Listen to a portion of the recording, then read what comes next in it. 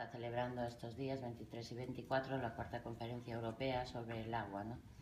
Entonces, nuestra propuesta, los ejes de nuestra propuesta y también de nuestra denuncia desde Izquierda Plural en el Parlamento Europeo, pues son, por un lado, frente a la desregularización del mercado, pues lógico, necesitamos la intervención pública y democrática de la economía. La gestión del agua como un bien público esencial que debe de quedar supeditada siempre a lo público, y así cumpliremos también la resolución de Naciones Unidas donde se dice que el agua potable y el saneamiento es un derecho humano esencial para el pleno disfrute de la vida y de todos los derechos del resto de los derechos humanos, ¿no? Hoy en día vemos que se ha desequilibrado esta balanza notablemente. Mirar, en el año 96 el 63% de la población española estaba abastecida por formas de gestión pública del agua. A día de hoy esto se ha rebajado al 45%. ¿A cambio de qué? Pues a cambio de que cada año se tramitan, según además a EOPAS, unos 500.000 avisos de corte de suministro de agua a personas que no pueden pagarla. Y esto no es solo una pobreza energética, sino que también es una discriminación, lógicamente, por razones económicas frente a lo que es un derecho humano esencial. Y por eso nosotros hemos apoyado desde Izquierda Unida a la Iniciativa Ciudadana Europea, que es la primera que salió adelante con más de 1.800.000 firmas, y que también apoyamos desde luego el Pacto Social por el Agua Pública en la red pública y que hemos firmado como Izquierda Unida, ¿no? El segundo eje tiene que ver con la nefasta aplicación en España de la normativa europea sobre el uso y la gestión del agua, cuyo documento legislativo de referencia es la llamada Directiva Marco del Agua, y que el pasado 9 de marzo y tras mucho tiempo de retraso la Comisión Europea emitió el documento por fin de trabajo, que es mucho más que un informe, ¿no? Y en ella se ve, por ejemplo, una transposición de la normativa fuera de plazo en casi todos los planes hidrográficos. Con lo presentado por España se desconoce, por ejemplo, el estado ecológico de un 17% de las aguas del territorio y un 5% son consideradas además de baja calidad. En España, de hecho, ya tiene experiencia negativa entre los tribunales de la Unión Europea en relación con la poca agilidad para presentar los documentos que se le requieren, ¿no? En el año 2009 os recuerdo que fue sentenciada por no cumplir el plazo para nombrar autoridades competentes en las cuencas hidrográficas. Y también en otro caso España fue multada porque en 37 aglomeraciones urbanas, muchas de ellas asturianas, es mi comunidad, no se cumplían los requisitos de tratamiento de aguas residuales. También en ese mismo informe la Comisión evidencia una valoración alta, muy alta, de los riesgos para la sostenibilidad de las masas de agua en la costa gallega, en el Cantábrico Oriental, en el Duero, en Guadiana, en Cuenca Mediterránea Andaluza, en el Segura, en el Júcar, en cuencas internas de Cataluña, en el Ebro, en el Tajo y en un sinfín más, ¿no? La muestra de que la política de aguas en España no está funcionando y tiene que ver con las numerosas, además, si os dais cuenta, numerosas peticiones que se registran y se estudian en el Comité de Peticiones. Por poneros dos ejemplos, pues tenemos una Izquierda Unida en Castilla y León que presentó la petición sobre el vertido de aguas residuales sin ningún tratamiento en la laguna del Duero, lo que viola la Directiva 91/277, y también otra en Castilla-La Mancha que ha registrado también una petición en enero porque el plan de la cuenca del Tajo, llamado Memorándum, además de haber estado sujeto a una serie de irregularidades administrativas tremendas, sitúa el caudal ecológico ínfimo o irreal con el propósito de promocionar un posible trasvase al Segura. En resumidas cuentas, yo os diría que tanto los gobiernos del Partido Popular como del Partido Socialista, tanto a nivel estatal como autonómico, y también, hay que decir, local, también municipales, han descuidado de una manera extraordinaria el trabajo en la mejora de las cuencas hidrográficas, retrasando o incumpliendo la normativa de la Unión. Y este retraso ya se vio en la respuesta de la Comisión Europea a una pregunta ya hecha por Billy Meyer, en la que se demostraba que España incumplía el tiempo de transportación de la directiva. A esto, si sumamos la época de los caprichos urbanísticos insostenibles que llevaron al fracaso de un modelo de gestión de aguas que ahora es criticado por la propia Unión Europea y que, como sabéis, pues estaba ligado a trasvases innecesarios, a gestión opaca de los recursos, potenciada principalmente por la privatización de los servicios y a unas insuficientes medidas de racionalidad económica y uso ecológico del agua. Y también, hay que decirlo, a unos modelos turísticos insostenibles. Todos recordamos las famosas pastillas urbanísticas con los campos de golf, etc. Por eso nosotros ahora vamos a presentar una declaración por escrito sobre la protección del agua como bien público y también instando la gestión pública, en la que esperamos conseguir la firma, al menos en lo que se exige, de 10 diputados y de 3 grupos políticos distintos. Es una declaración que, si queréis, luego la comentamos o os la pasamos, ¿no? Y también al mismo tiempo hemos presentado una batería de preguntas relacionadas precisamente con la iniciativa ciudadana europea y el gasto de fondos europeos en las políticas de la Dirección General de Aguas del Ministerio de Medio Ambiente. Luego os pasaremos también esa batería de preguntas. Hola, buenos días. Soy Luis Baviano, soy gerente de las empresas españolas de agua y saneamiento, AEOPAS. La situación de España es una situación a contracorriente de nivel mundial. A nivel mundial, el agua, como sabéis, es un monopolio natural donde no hay competencia, por lo tanto los mecanismos de mercado no existen propiamente. La gente, cuando se le privatiza, no puede elegir la compañía, sino solo puede elegir entre el agua de grifo o la tienda de suministros de abajo de su casa o una gran superficie, con lo cual no hay competencia real. En ese monopolio natural, las ciudades están tendiendo hacia la remunicipalización. En Europa hay casos significativos, ¿no? Berlín, Hamburgo, París, Grenoble. La tendencia a la remunicipalización es tal que solo el 9% del total de las grandes ciudades del mundo son privadas. Bueno, pues en España, como bien ha dicho nuestra eurodiputada, la tendencia es inversa. La tendencia es hacia la privatización.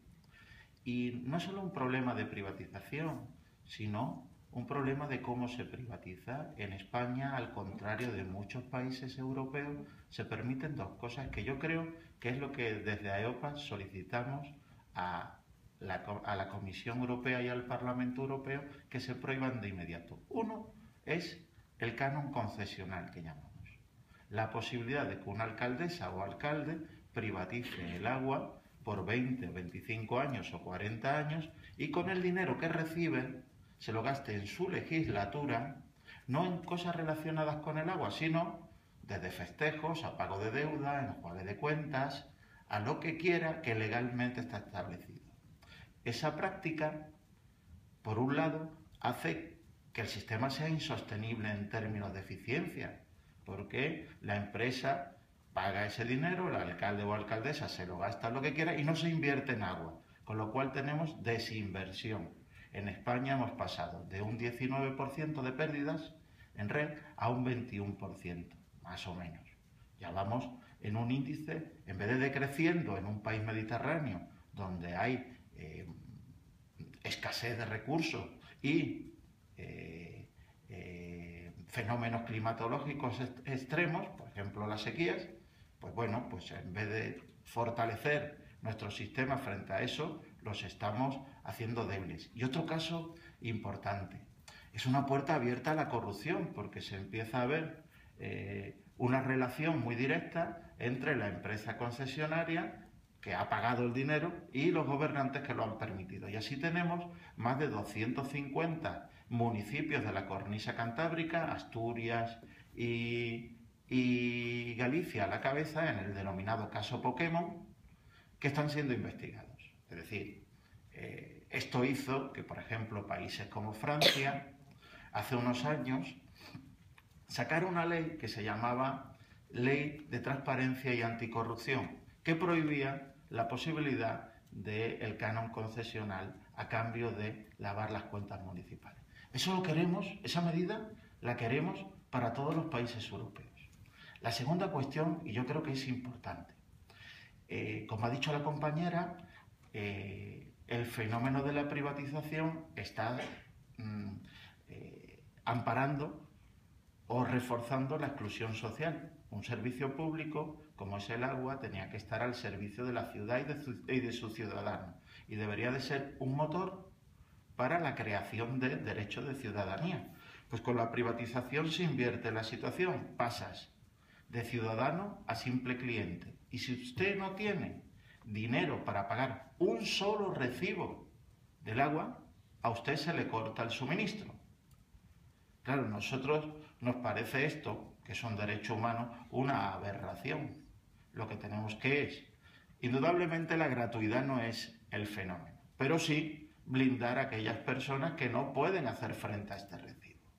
Simplemente con introducir que se le puede cortar el agua, pero con un informe de servicios sociales, fíjense lo que estamos pidiendo, no estamos pidiendo más, de que pueda hacer frente al pago y no quiere, con eso nos conformamos.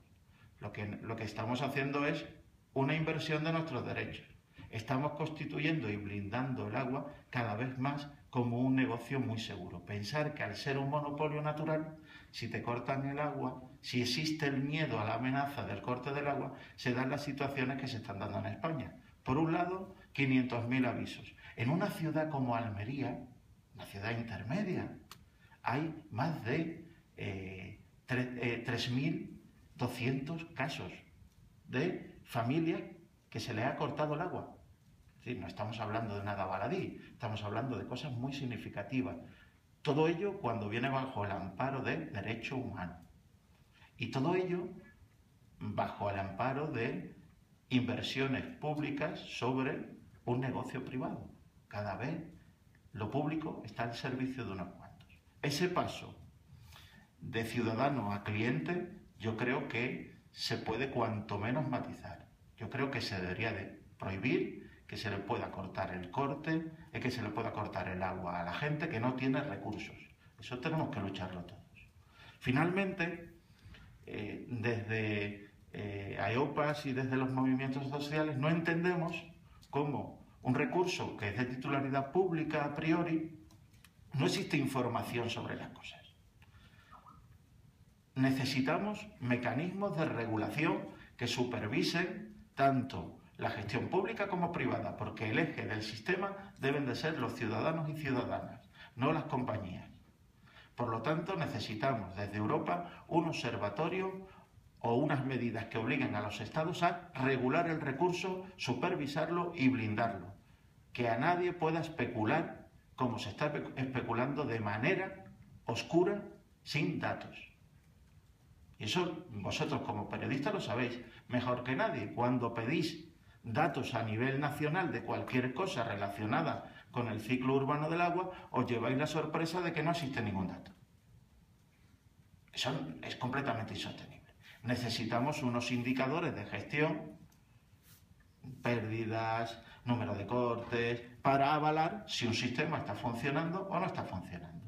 Por lo demás, deciros que hoy en Bruselas están presentes más de 14 asociaciones españolas que están luchando por el agua pública, que son aberrantes los casos de privatización como el puerto, que son aberrantes casos de privatización de la reciente privatización de Jerez de la Frontera, que se ha privatizado el agua por 80 millones de euros y que la señora alcaldesa ha salvado no la deuda de Jerez, sino el pago de los intereses de Jerez, que con ese dinero no ha favorecido a los jerezanos, sino que ha favorecido la restauración de iglesias y la creación de un Geyser, de que la tarifa ha subido un 11,5%, de que los ciudadanos han sido despedidos de sus trabajos porque las empresas auxiliares han dejado de actuar, de que los derechos laborales están siendo restringidos.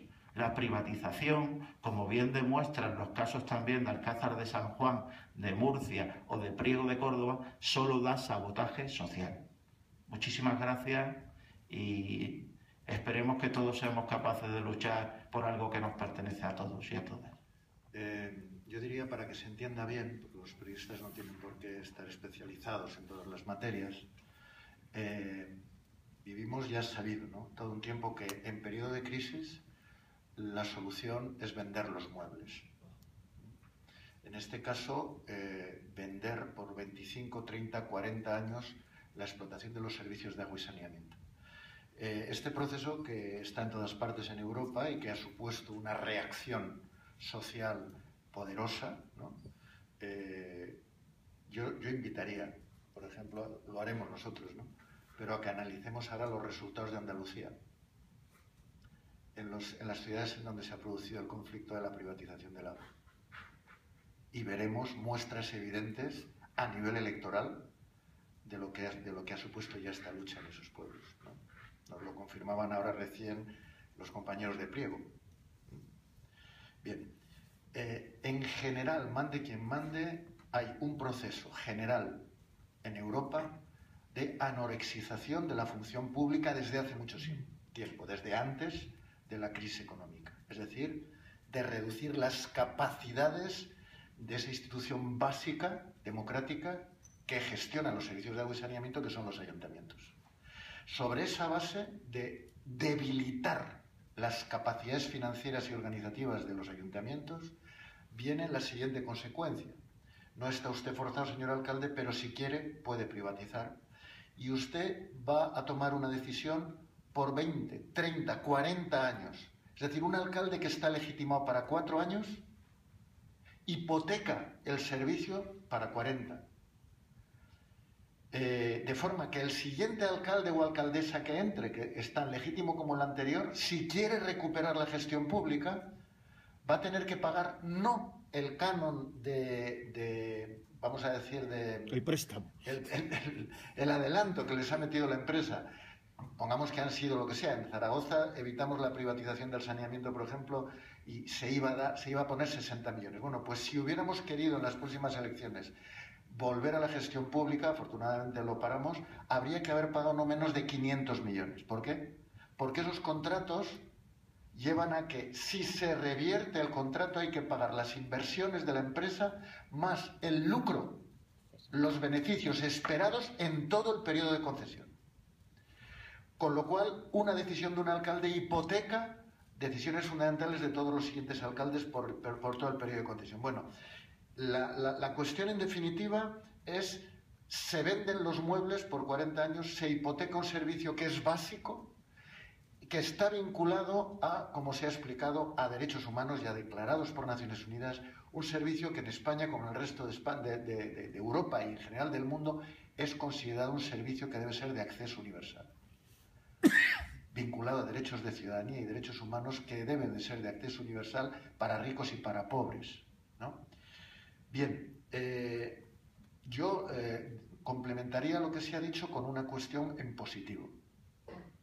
Y es, en Zaragoza se empezó hace un año firmando un pacto, un compromiso por la gestión pública participativa, no por la gestión pública, por nuevo modelo de gestión pública participativa y transparente, y lo firmó toda la red social de la ciudad, desde Cáritas Diocesana hasta el Movimiento Ecologista, pasando por todos los sindicatos, pasando por las fundaciones, movimientos culturales y todos los partidos salvo el Partido Popular. Ese documento, esa firma, se extendió luego gracias a EOPAS y a la RAP por todo el Estado en lo que se llama la Iniciativa 2015, que ha sido firmada ya en decenas de capitales y de ciudades de España por parte prácticamente de nuevo de todos los partidos, a excepción, si no me equivoco, del Partido Popular y de Ciudadanos, incluida UPyD, partidos nacionalistas, partidos de todo, y todas las redes sociales. Ese es un compromiso para las próximas municipales. Acabamos de tener esas elecciones en Andalucía. Ese compromiso se ha notado. Entre partidos muy distintos que han competido, han estado de acuerdo en eso, en que, como el cariño verdadero de la copla, el agua ni se compra ni se vende. Está vinculado a un derecho humano y, por tanto, se gestiona desde la gestión pública sin ánimo ni opción de lucro. Sin ánimo ni opción de lucro para empresas privadas, ni siquiera para empresas públicas. Es decir, se cobra lo que cuesta, pero no debe de haber lucro. Ese tipo de idea que preside lo que ha presidido la idea de tasa municipal que ha estado vigente legalmente en nuestro país y que sigue vigente todavía en muchos sitios, ¿no? Bueno, pues entonces yo creo que estamos apuntando ya a una red de acuerdo político muy amplio en el que con el tiempo aspiramos a que entre, cómo no, también el Partido Popular. Yo creo que después de, si analizan los resultados de lo que ya ha salido en Andalucía, en los pueblos en los que este conflicto se ha mantenido ya de forma abierta y sangrante, yo creo que el propio Partido Popular se lo va a empezar a pensar. Pero en todo caso, bueno, nosotros vamos a seguir. Se recogieron los 2 millones de firmas a nivel europeo y está planteado el debate en Europa.